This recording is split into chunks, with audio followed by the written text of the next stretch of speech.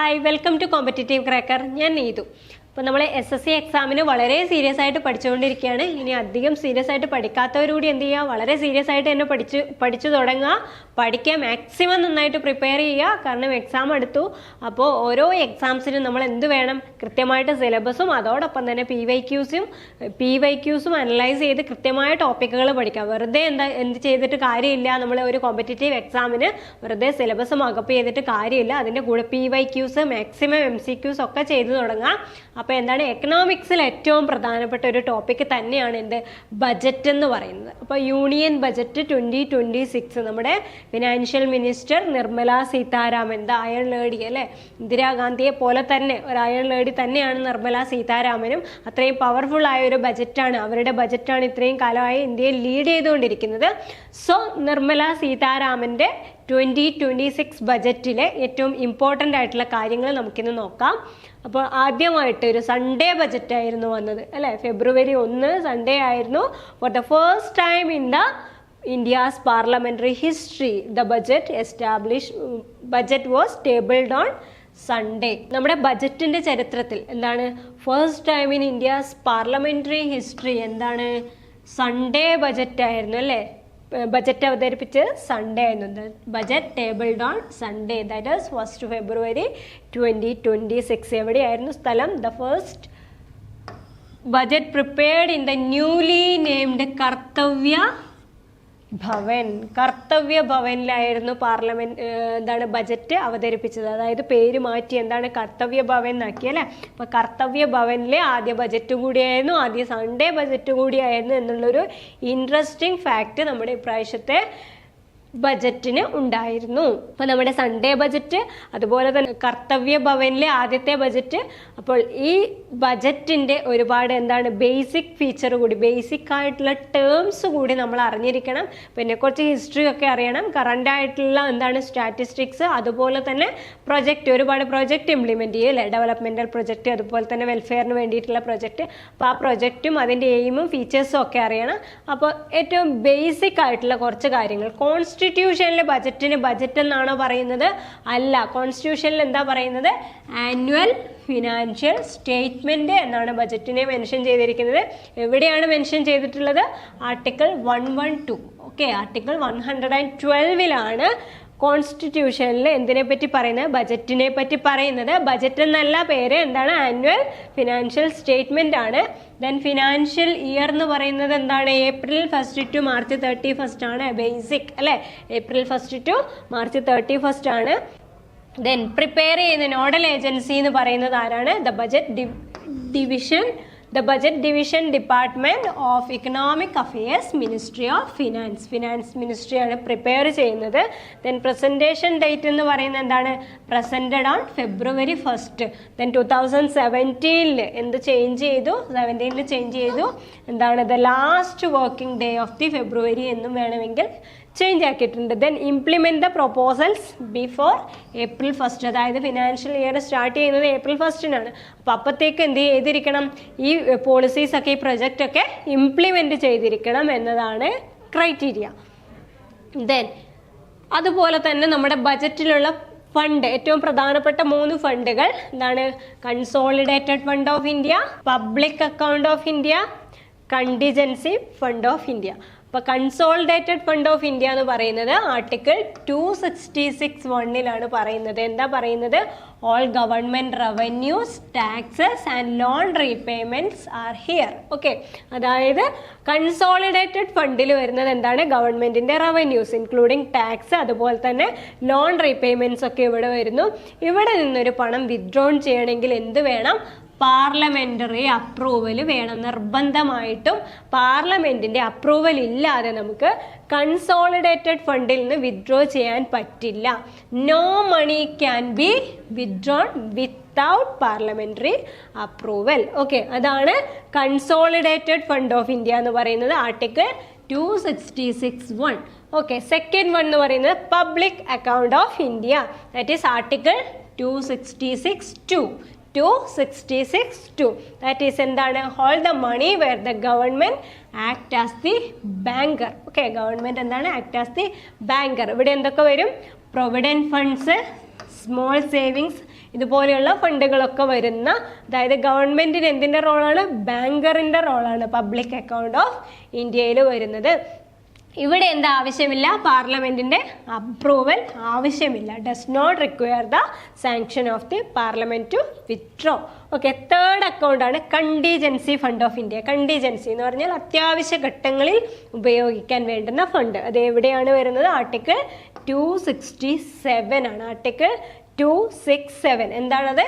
Emergency corpus, that means held by the finance secretary on behalf of president. എല്ലാം എന്താണ് main ആയിട്ടുള്ളതൊക്കെ നമ്മൾ പ്രസിഡന്റിന്റെ പേരിലാണ് വെക്കുന്നത് അല്ലെ, പ്രസിഡന്റിന്റെ പേരിലാണ്. അപ്പോൾ ആരാണ് കെപ്റ്റ് ചെയ്യുക? That is finance secretary. Okay, finance secretary ആർക്ക് വേണ്ടി? പ്രസിഡന്റിന് അല്ലെ. പ്രസിഡന്റിന്റെ പേരിലാണ് നമ്മുടെ എന്താണ് ബജറ്റ് സബ്മിറ്റ് ചെയ്യുന്നത് ഫിനാൻസ് മിനിസ്റ്റർ. അപ്പോൾ എല്ലാം പ്രസിഡന്റിന്റെ പേരിലാണ്. അതുപോലെ തന്നെ അത്യാവശ്യ കാര്യങ്ങളെല്ലാം ഏറ്റവും വലിയ ആളോട് ചോദിക്കണം. അപ്പോൾ പ്രസിഡന്റിന്റെ പേരിൽ ആര് കെപ്റ്റ് ചെയ്യുന്നു? Held by the finance secretary of India. That is എന്താണ് അർജന്റ് ആയിട്ടുള്ളത്, അൺഫോർസീൻ ആയിട്ടുള്ള എക്സ്പെൻസ് ആണ് ഇത് കണ്ടീജൻസി ഫണ്ട് എന്ന് പറയുന്നത്. ഇത് ഇമ്പോർട്ടൻ്റ് ആണ്, ക്വസ്റ്റ്യൻസിൽ ചോദിക്കാറുണ്ട്. ദെൻ ഇനി നമ്മുടെ യൂണിയൻ ബജറ്റ് 2026 നോക്കുകയാണെങ്കിൽ നമ്മുടെ നിർമ്മല സീതാരാമൻ എന്താണ് 3 കർത്തവ്യാസ് ഇൻക്ലൂഡ് ചെയ്തു. ഓക്കെ, കർത്തവ്യ ഭവനിൽ വെച്ച് ബജറ്റിൽ 3 കർത്തവ്യാസ് പറയുന്നു. എന്താണ് 3 ഡ്യൂട്ടീസ്? കർത്തവ്യ ഡ്യൂട്ടീസ് എന്തൊക്കെയാണ്? Accelerate economic growth, fulfil aspirations, then universal access to resource അല്ലേ.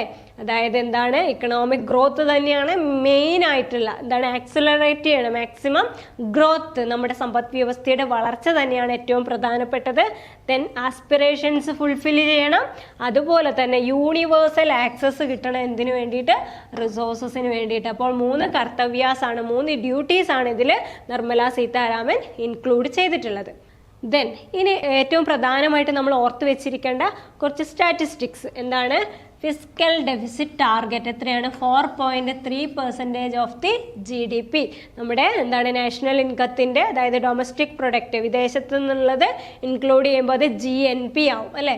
അതായത് GDPയുടെ കൂടെ എന്താണ് net factor income from abroad, അതായത് വിദേശത്ത് നിന്നുള്ള മണി ഇൻക്ലൂഡ് ചെയ്യുമ്പോൾ ഇത് എന്തായി മാറും? GNP ആയി മാറും. അപ്പോൾ ഇതിൻ്റെ കൂടെ ഒന്ന് ഓർമ്മിപ്പിക്കുകയാണ്. നാഷണൽ ഇൻകം കോൺസെപ്റ്റ്സ് ഇമ്പോർട്ടൻ്റ് ആണ്, അതൊന്ന് ജസ്റ്റ് മനസ്സിലാക്കി വെക്കണം. ഓക്കെ, അപ്പോൾ GDP ആണ് ഇവിടെ പറയുന്നത്. GDPയുടെ 4.3% ആയിരിക്കണം എന്ത്? ഫിസ്ക്കൽ ഡെഫിസിറ്റ് എന്ന് പറയുന്നത്. അപ്പോൾ ഒരു സ്മോൾ പെർസെൻറ്റേജ് റെഡ്യൂസ് ചെയ്തിട്ടുണ്ട് കഴിഞ്ഞ വർഷത്തേക്കാളും. കഴിഞ്ഞ വർഷം അതെന്തായിരുന്നു? 4.4% ആയിരുന്നു. Then capex that means capital expenditure എത്രയാണ്? Increased to ₹12.2 lakh crore. That means 3.1% of the GDP. അതായത് നമ്മുടെ ദേശീയ വരുമാനത്തിൻ്റെ, നാഷണൽ ഇൻകത്തിൻ്റെ 3.1% ആണ് എന്ത്? ക്യാപെക്സ് വരിക, capital expenditure. That mean investment. Capital means investment, expenditure ആയിട്ട് വരുന്നത് 12.2 lakh crore ആണ്. 12.2 lakh crore ആണെന്ന് ഓർത്ത് വെക്കണം. Then the debt to GDP target എത്രയാണ്? The government wants to bring down the debt to GDP ratio to 50% by 2030 to 31. അതായത് 2030-31 കാലയളവ് ആകുമ്പോഴേക്ക് എന്ത് സംഭവിച്ചിരിക്കണം? നമ്മുടെ ഡെപ്റ്റ് എത്രയായി കുറഞ്ഞിരിക്കണം?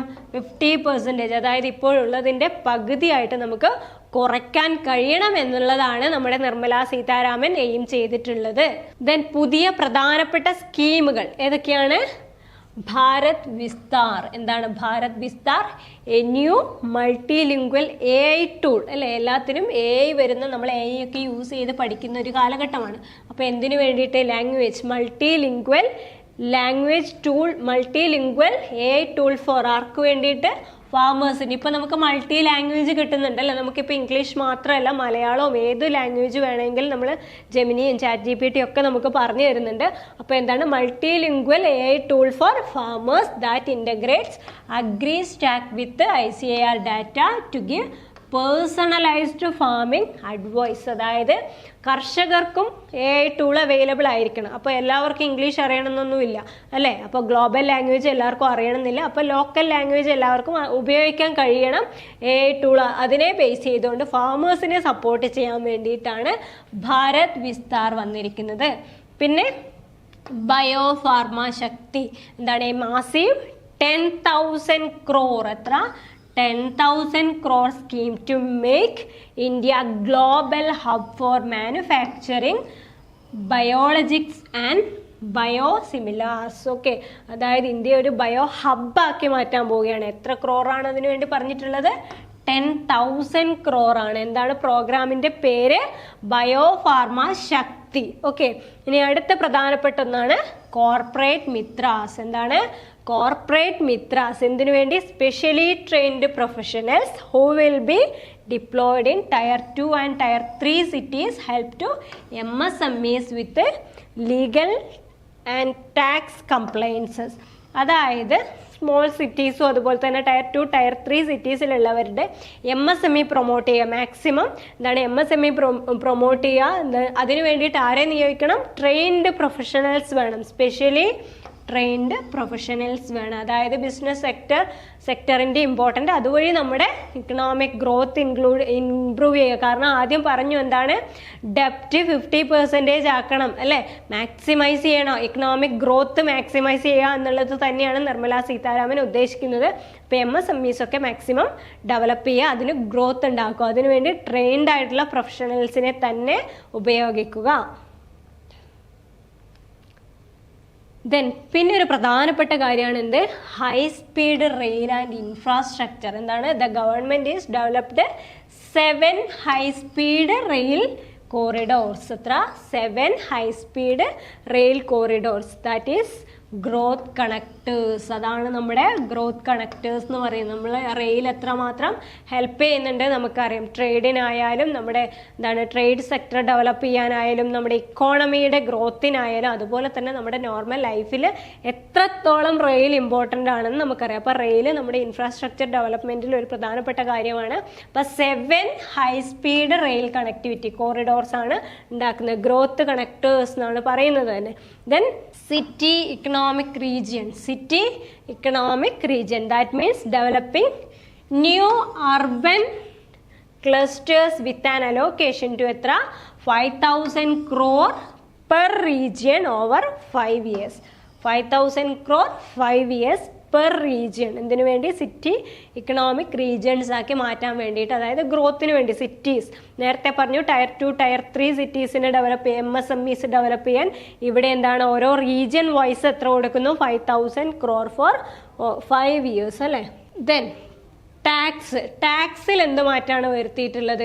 അതായത് എല്ലാവരും എന്താണ് ബജറ്റ് വരുമ്പോൾ തന്നെ എന്തൊക്കെ പുതിയ കാര്യങ്ങൾ നമുക്ക് എന്തൊക്കെ പർച്ചേസ് ചെയ്യാൻ പറ്റും, ടാക്സിൽ എന്ത് മാറ്റം ഉണ്ടാവും എന്നുള്ളതാണ് മറ്റൊരു പ്രധാനപ്പെട്ട ചിന്ത വരിക. ടാക്സ് ഏറ്റവും ഇമ്പോർട്ടൻ്റ് ആണ്. അപ്പോൾ ടാക്സ് ലാബിൽ എന്ത് വരുത്തിയിട്ടില്ല ഇപ്രാവശ്യം? നോ ചേഞ്ചസ് അല്ലേ. കഴിഞ്ഞ അതേ എന്താണ് സ്ലാബ് മെയിൻറ്റെയിൻ ചെയ്യുക തന്നെയാണ് ചെയ്തത് 26-27ലേക്ക്. Then new income tax act. എന്താണ്?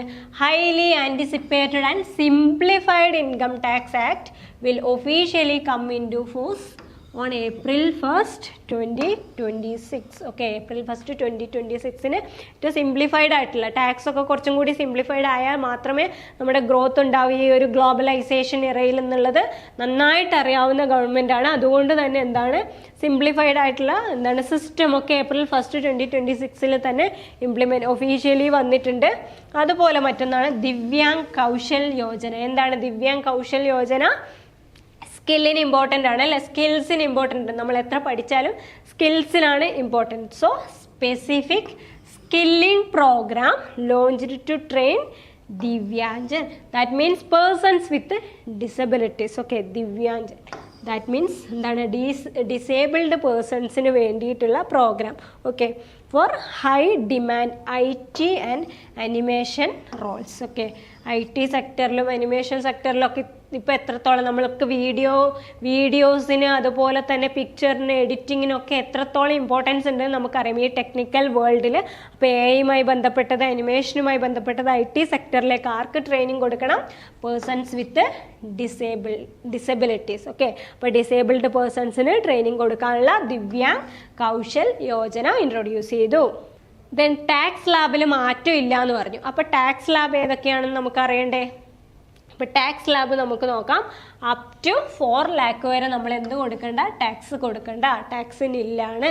ദെൻ എന്താണ് 4 lakh and above, that means 4 lakh and 1 rupee to 8 lakh വരെ 5% ആണ് tax. Then up to 12 lakh 10%. Then up to 16 lakh 15%. Then up to 20 lakh 20%, then 24 lakh 25%, then 24 lakh above, that is 30% tax rate കൊടുക്കണം. അപ്പോൾ ഇതാണ് ഇപ്പോൾ നിലവിലുള്ള tax lab എന്ന് പറയുന്നത്. കഴിഞ്ഞ ബജറ്റിലുള്ളത് ഈ ബജറ്റിലേക്ക് എന്ത് ചെയ്തിട്ടില്ല? മാറ്റം വരുത്തിയിട്ടില്ല. സോ ഏറ്റവും പ്രധാനപ്പെട്ട, അതായത് നമ്മുടെ ബജറ്റിൻ്റെ 2026 ബജറ്റിൻ്റെ ഏറ്റവും ഇമ്പോർട്ടൻ്റ് ആയിട്ടുള്ള എസെൻസ് എന്ന് പറയുന്ന കാര്യങ്ങളാണ് നമ്മളിവിടെ പറഞ്ഞിട്ടുള്ളത്, ഏറ്റവും ഇമ്പോർട്ടൻ്റ് ആയിട്ട് ചോദിക്കാൻ സാധ്യതയുള്ളത്. ഇനി അതിൻ്റെ ഡീപ്പായിട്ട് പോവുകയാണെങ്കിൽ കുറേയധികം ഫീച്ചേഴ്സ് ഉണ്ട്, കുറേ കാര്യങ്ങളുണ്ട്, കുറേ ഫാക്റ്റ് നമുക്ക് പഠിക്കേണ്ടതുണ്ട്. അതൊക്കെ നമുക്ക് ഡീറ്റെയിൽഡ് ആയിട്ട് നോക്കാം. അപ്പോൾ എന്ത് ചെയ്യുക? ബേസിക് ആയിട്ടുള്ള കാര്യങ്ങളൊക്കെ നിങ്ങൾ പഠിച്ചു വെക്കുക, ബേസിക് ടേംസ് പഠിച്ചു വെക്കുക. അപ്പോൾ കൂടുതൽ എന്താണ് നമ്മുടെ ലൈവ് ക്ലാസ്സുകളിലും അതുപോലെ തന്നെ നമ്മുടെ MCQs PYQs ആയിട്ട് റിലേറ്റ് ചെയ്തിട്ട് നമ്മൾ കറണ്ട് അഫയേഴ്സ് ക്ലാസ്സുകൾ അങ്ങനെ എല്ലാത്തിലും ഇൻക്ലൂഡ് ചെയ്തിട്ടുണ്ട്. അപ്പോൾ എത്രയും പെട്ടെന്ന് ഒരു കേന്ദ്ര സർക്കാർ ജോലിയാണ് നിങ്ങളുടെ ലക്ഷ്യമെങ്കിൽ നമ്മുടെ കോമ്പറ്റേറ്റീവ് ക്രാക്കറിൻ്റെ SSC ബാച്ചസ് ഇവിടെ റണ്ണിങ് ആണ്.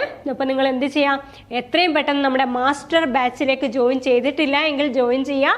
അപ്പോൾ അഡ്മിഷൻ സ്റ്റാർട്ട് ചെയ്തിട്ടുണ്ട്. അപ്പോൾ ഇതുവരെ നിങ്ങളുടെ ശ്രദ്ധയിലേക്ക് ഇത് വന്നിട്ടില്ലെങ്കിൽ ഒറ്റ കാര്യമേ ഉള്ളൂ, നമ്മൾ സിലബസും അതുപോലെ തന്നെ PYQസും വെച്ചിട്ട് ഒരുപാട് ക്വസ്റ്റ്യൻസ് ചെയ്യുന്നു. അപ്പോൾ എത്രത്തോളം നമ്മൾ എക്സാം എഴുതി പരിശീലിക്കുന്നു അത്രയും നമുക്ക് അവിടെ എന്ത് കിട്ടും? എക്സാം ഹോളിൽ നമുക്കിത് സിമ്പിളായിട്ട് തോന്നും. ഒരു ഈസി ആയിട്ട് നമ്മളൊരു നോട്ട് എഴുതുന്നത് പോലെ അത്രയും സിമ്പിളായിട്ട് നമുക്ക് എക്സാം എഴുതി പുറത്തിറങ്ങാൻ പറ്റും. 100% നമുക്ക് നമ്മുടെ ജോലി ഉറപ്പിക്കാൻ പറ്റും. അപ്പോൾ അതിനുവേണ്ടി നിങ്ങൾ റിസർച്ച് ചെയ്ത് സമയം കളയേണ്ട, എത്രയും പെട്ടെന്ന് കോൺടാക്ട് ചെയ്തോളൂ 9249089284 എന്ന നമ്പറിലേക്ക്. അതുപോലെ തന്നെ ഫ്രീ ആയിട്ട് സ്റ്റഡി മെറ്റീരിയൽസ് കിട്ടാനും എക്സാമുമായി ബന്ധപ്പെട്ട എല്ലാ അപ്ഡേറ്റ്സ് അറിയാനും വേണ്ടി നമ്മുടെ ഫ്രീ ഗ്രൂപ്പിൽ ജോയിൻ ചെയ്യാനുള്ള ലിങ്ക് താഴെ കൊടുത്തിട്ടുണ്ട്. ഇനി എന്തെങ്കിലും ഡൗട്ട്സ് ഉണ്ടെങ്കിൽ ഈ കാണുന്ന നമ്പറിൽ കോൺടാക്ട് ചെയ്താൽ മതി. അപ്പോൾ കൂടുതൽ ക്ലാസ്സുകളുമായിട്ട് നമുക്ക് വീണ്ടും കാണാം. Thank you so much.